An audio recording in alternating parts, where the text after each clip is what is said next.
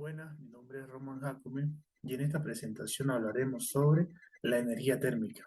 Vamos a explicar qué es la energía térmica, sus distintos métodos de transferencia y la diferencia entre cada uno de ellos. También explicaremos cómo se obtiene este tipo de energía, se explicará sus características, aplicaciones en las distintas industrias como la metalúrgica, la eléctrica y así también las ventajas y por consiguiente sus desventajas que proporciona este tipo de energía.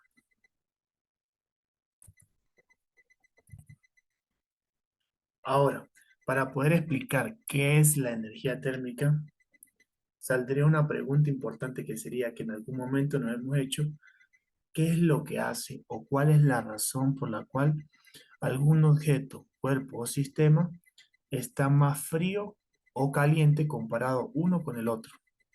Esto se debe a que cada cuerpo o sistema está constituido por partículas o moléculas, las cuales están en constante movimiento. Esto quiere decir que están vibrando y implica una alta temperatura. De lo contrario, si tienen un movimiento estático, esto dice que su temperatura será baja. Por consiguiente, encontramos una relación proporcional entre lo que sería el movimiento de las partículas y la temperatura que pudiera llegar a tener este cuerpo o sistema.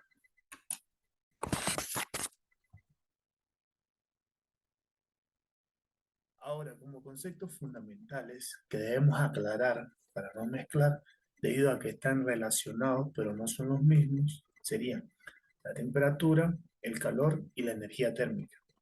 Ahora, la energía térmica, su forma de liberar es a través del calor y la temperatura es la medida de la energía térmica. De una manera más conceptual, podemos decir que la temperatura es el promedio de la energía cinética. Energía cinética, ¿por qué? Porque anteriormente lo explicamos, de que están las partículas o moléculas en movimiento, obviamente de un cuerpo o de un objeto. El calor es la transferencia de la energía interna de un cuerpo hacia un sistema, producto de la diferencia de temperatura. Y la energía térmica es la medida total de las moléculas dentro de un cuerpo, de un objeto o sistema.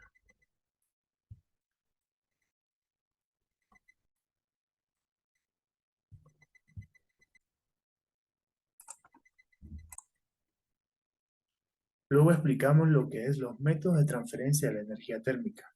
En este caso son tres: la convección, la conducción y la radiación. Ahora, la conducción es la transferencia de energía que se da mediante el contacto entre los cuerpos sin intercambio de materia. Esto nos dice de que hay una condición de que debe haber contacto entre los cuerpos, sea líquido, gaseoso o sólido, y que esta energía viaja o va desde el foco a mayor temperatura hacia el de menor temperatura. Ahora, el método de convección nos dice que es la transferencia de energía que se produce mediante el movimiento de un fluido. Este método nos representa cómo el calor pasa a través del fluido, exclusivamente, líquidos o gases. Ahora vendría lo que es la radiación, que es la energía, se transfiere sin necesidad de contacto físico, a diferencia de la conducción, y se da por medio de ondas electromagnéticas. Esto se debe a que cada cuerpo emite una determinada energía térmica, y esto lo explicaremos. Ya explicado lo que sería el método de transferencia de conducción, acá pasamos a observar lo que sería una igualdad matemática para poder determinar el flujo de calor que viene expresado en watts o joules sobre segundos. Para eso debemos tener variables o datos como serían el área y el espesor por el cual el flujo de calor va a atravesar, el delta de temperatura, que sería la temperatura más alta menos la temperatura más baja, y el K, que nos determina la conductividad térmica, que esta es exclusiva y dependiente de cada material. Ahora, para poder determinar el flujo de calor, podemos decir que es proporcional al área perpendicular del flujo, a la conductividad del material y a la diferencia de temperatura, pero es inversamente al espesor por el cual el flujo de calor va a atravesar.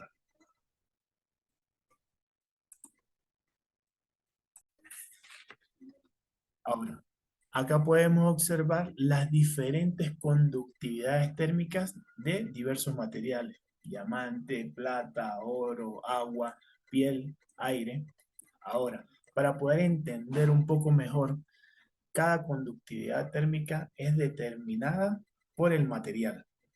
Ahora, si nosotros hacemos un ejemplo y podemos colocar lo que sería el oro y la madera, los dos materiales cuando los colocamos a una misma fuente calorífica y podemos darnos cuenta de que uno transmite más rápido que el otro el flujo de calor.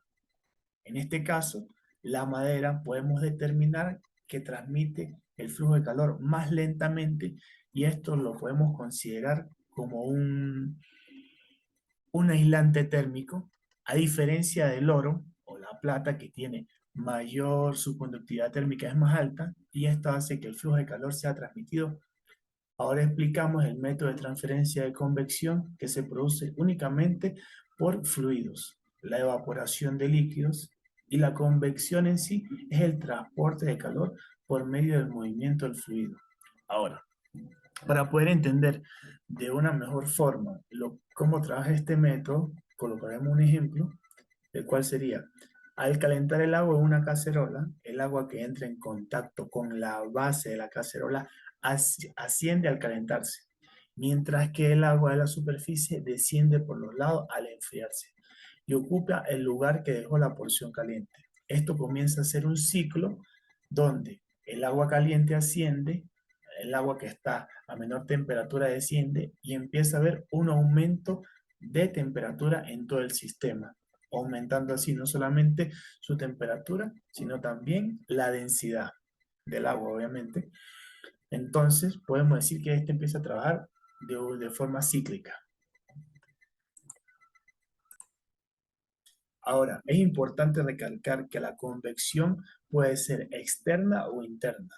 Cuando es externa, entonces el fluido se mueve sobre la superficie, y si es interna, se mueve por dentro de la superficie.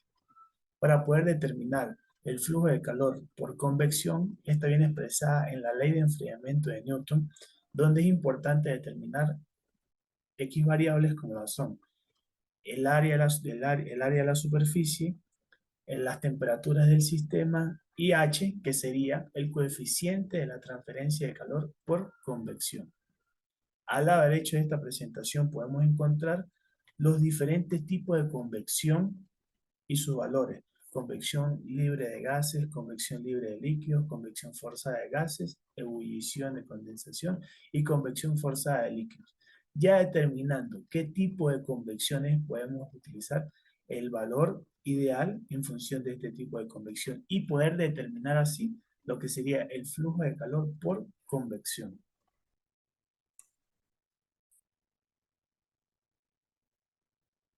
Ahora pasamos al método de transferencia de calor por radiación. Mediante un cuerpo que está más caliente que su entorno, este puede ceder parte de su energía al entorno en forma de calor. Además que este proceso sucede hasta que la temperatura de dicho cuerpo se equilibre con la de su entorno. Ahora, por lo tanto, un cuerpo muy caliente emite energía en forma de ondas electromagnéticas. En este método se puede representar cómo fluye el calor por los espacios vacíos sin que haya contacto. Importante recalcar esto, que no existe el contacto. Ahora, además de que no requiere de un medio para su propagación, ocurre a distancia. Es importante que la cantidad de energía radiada emitida, o también conocida como el calor radiado, se expresa según la ley que tenemos en la presentación, que sería la ley de Stefan Boltzmann, donde para poder determinar lo que es la cantidad de energía radiada emitida, necesitamos conocer la constante de Stefan Boltzmann.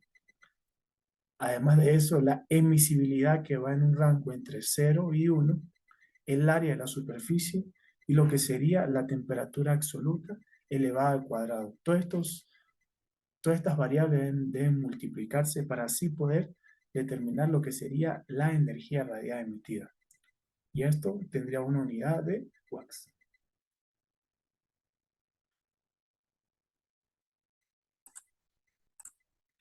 Ahora, en el tema de la emisibilidad va a ser definida por el material.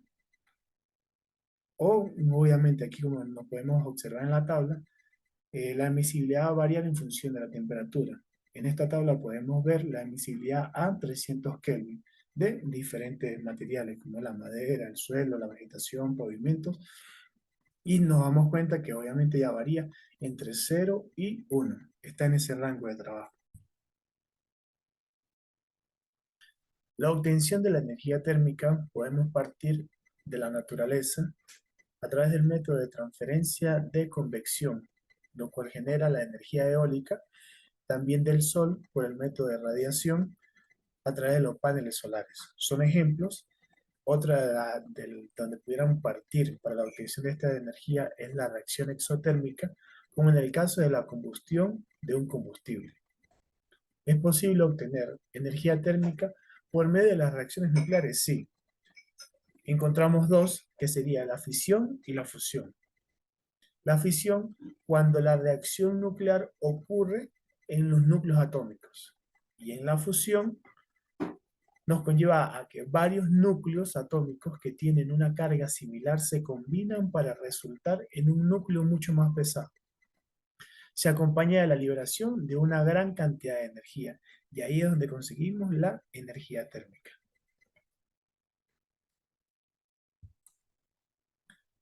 Ahora, el efecto Joule es importante para la energía térmica debido a que este fenómeno, cuando fluye una corriente conductiva, parte de la energía cinética de los electrones, se transforman en calor como consecuencia de choques a los átomos del material conductor por el que circulan. Ahora, para poder entender mejor este efecto, lo podemos explicar de esta manera. Si hacemos circular una corriente eléctrica por un conductor, se genera calor. Esto se debe a que los choques de los electrones con los átomos por el que circulan generan generan calor. El efecto Joule está presente en todos los conductores cuando circulan en electricidad. Podemos reafirmar que el efecto Joule es conveniente en nuestro caso de la energía térmica. Como podemos dar un ejemplo, es lo que sería un radiador eléctrico, resistencias de hornos, microondas, o también algo básico como serían las resistencias en la plancha. Al hacer pasar electricidad por la resistencia, esto nos genera energía térmica y nos ayuda, en este caso del radiador eléctrico, para poder calentarnos. Por eso la importancia del efecto Joule en la energía térmica.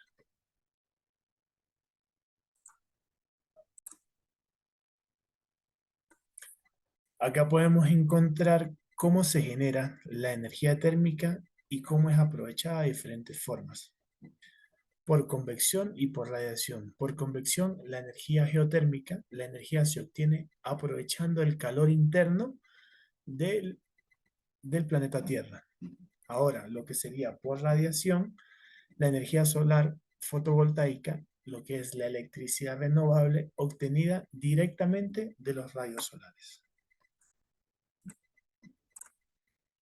Ahora recalcamos las características de la energía térmica, donde es una manifestación de la energía interna de los cuerpos o de sistemas, debido a que los cuerpos o sistemas emiten energía.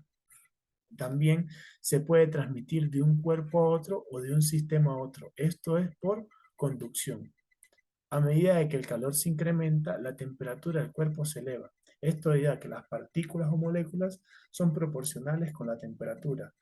A medida que están vibrando o que están en mayor movimiento, esto genera mayor temperatura. Puede obtenerse de diversas fuentes y tiene la capacidad de convertirse en otras clases de energía. Esto es importante porque nos ayuda a que abrir nuestra mente de que la energía térmica está presente en nuestra forma de vivir.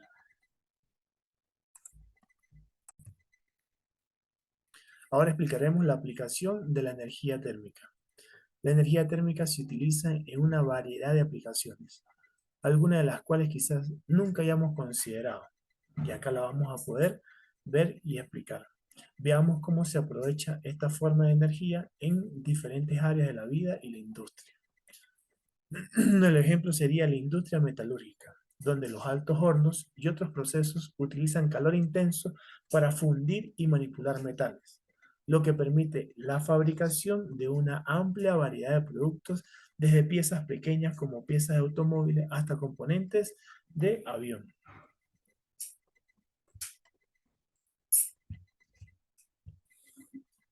También podemos encontrar los casos de generación de electricidad. Esto sucede como las plantas de energía térmica convierten el calor en energía eléctrica a gran escala. ¿Y cómo sucede?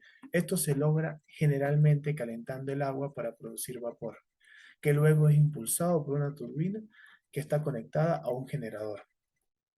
Otro de los casos también, el tratamiento térmico de materiales mejorando sus propiedades. En la fabricación y en la ingeniería, el tratamiento térmico es esencial. Este proceso involucra el calentamiento y enfriamiento controlado de los materiales para mejorar sus propiedades. Puede hacer que los materiales sean más resistentes, duraderos o incluso maleables según la aplicación deseada. Acá podemos encontrar otros casos importantes como es la climatización. La climatización de edificios comerciales y residencias es esencial para la comodidad de los ocupantes. Los sistemas de aire acondicionado utilizan la energía térmica para enfriar el aire en los meses cálidos y mantener una temperatura agradable en el interior. Esto hace que haya un mayor confort en los edificios y tanto en los residentes. La energía solar térmica, que es otro de los casos, es una tecnología avanzada que aprovecha la radiación solar para generar calor. Esto se logra mediante instalación de colectores solares que absorben la energía solar y la convierten en calor utilizable para calentar el agua o incluso para generar electricidad. Estos dos casos nos llevan a la comodidad y al confort del usuario.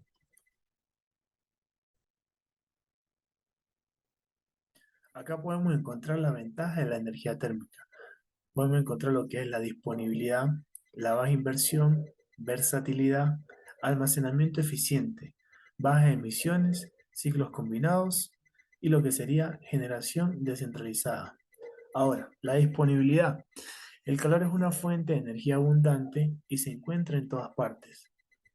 Lo que sería la baja inversión, debido a que la infraestructura necesaria para la generación de energía térmica es relativamente económica comparada con otras fuentes de energía. La versatilidad, que sería la energía térmica, se puede utilizar para una variedad de aplicaciones como la calefacción, generación de electricidad y mucho más. Ahora, lo que vendría con el almacenamiento. Es posible almacenar calor en sistemas de almacenamiento térmico, lo que permite una generación de energía constante. Con lo que es la baja de emisiones en comparación con los combustibles fósiles, la generación de energía térmica a menudo produce menos emisiones de gases y contaminantes. Lo que serían los ciclos combinados, esta energía se puede combinar con otras fuentes de energía como la solar o la geotérmica. Y vendríamos con la generación descentralizada. Ahora, se puede implementar sistemas de generación de energía térmica a pequeñas escalas en áreas remotas, mejorando así la resiliencia de la red de electricidad. Acá podemos encontrar 7 ventajas importantes de la energía térmica.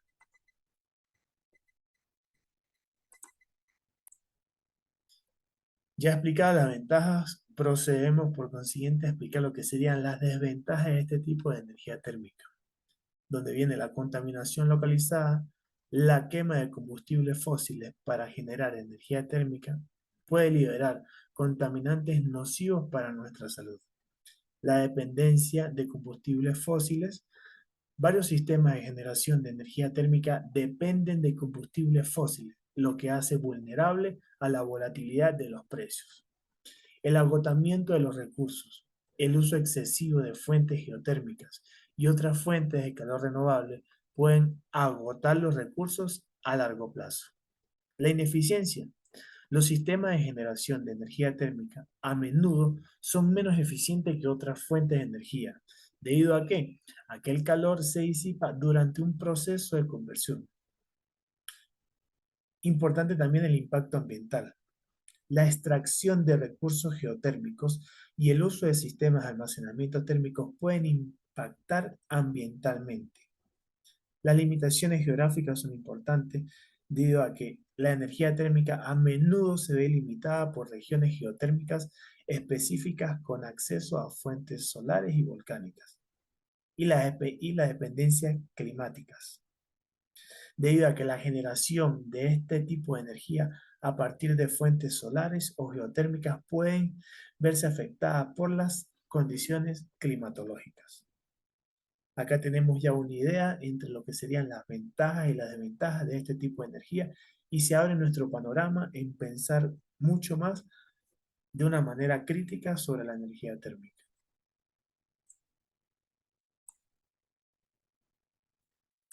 Ahora, ya he explicado varios aspectos respecto a la energía térmica, podemos concluir que es una forma omnipresente de energía que impulsa gran parte de nuestra vida cotidiana y seguirá siendo una fuente de energía en un futuro previsible. Al comprender sus ventajas y desventajas, podemos trabajar para maximizar sus beneficios y minimizar su impacto ambiental. Recordemos que la energía térmica, a diferencia de otras energías, es constante, confiable y siempre disponible. Así como dice en mi presentación, la energía térmica es un torrente de posibilidades, un lienzo en blanco para la innovación. Muchas gracias por su atención.